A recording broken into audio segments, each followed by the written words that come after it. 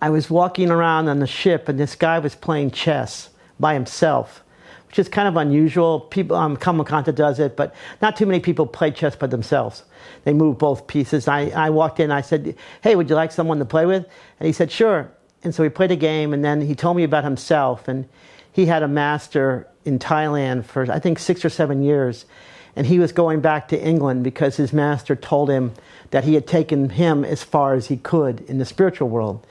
And so I said, wow, that's amazing. And I said, what's the goal of meditation anyway? And I had tried meditating many times on my trip around, hitchhiking, met people that meditated, but never clicked. He said, well, the goal is to realize who you are, which is God or your highest self. It was basically Guru's philosophy he was telling me about. So I said, wow, and at this point it clicked. Whereas the other times I just went along with it and would try and nothing would happen. And so I went, this was 1 o'clock in the morning or so, I went up to the what do they call it, deck.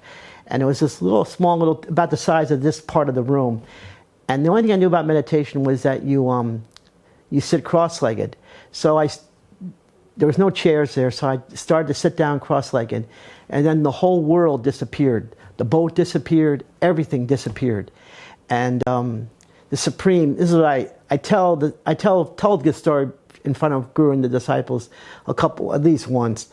And it just felt like that Guru had been looking for me for 10,000 years, and he just embraced me. I just started crying and crying. It was about, for an hour or two, I just cried and cried in gratitude to Guru for finding me. And I said that,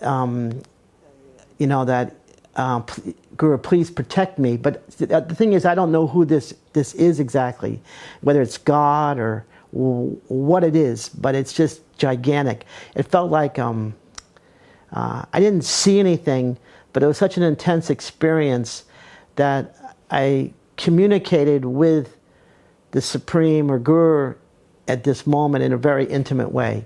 So I'm crying and crying and crying. So then I go back. I don't talk for the rest of the boat trip. The poor people that were sitting at the table with me for the meals didn't know what happened to Casey. I was talking all the time. Suddenly I didn't talk. I cut my hair. As I said, I stopped taking drugs. I stopped smoking. I stopped drinking. I became a vegetarian, like all in a day. And I didn't eat because I was fasting, for some unknown reason. So then I hitchhiked up. I jumped at the Panama Canal. They let us go off for 24 hours, and I just left and hitchhiked up through Central America, back through Texas, and back home.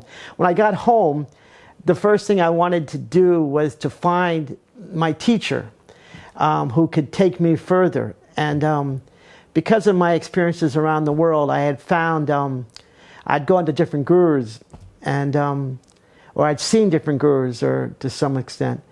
And so I looked up my local newspaper, and it said new spiritual groups in town.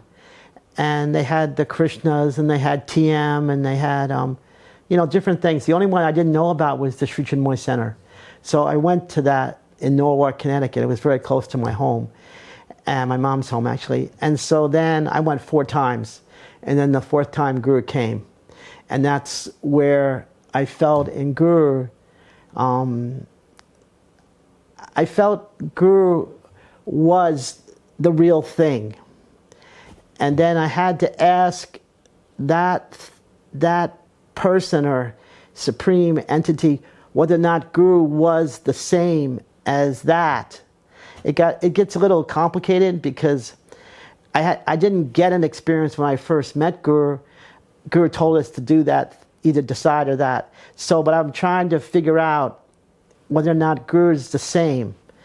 And so I went out, and it took me 2 weeks of away from my home to discover that Guru was that, because the same experience occurred again. And this time I felt it was Guru giving me the experience. So that's how I basically came to Guru, is through those experiences. And then, gradually, Guru shows us more and more.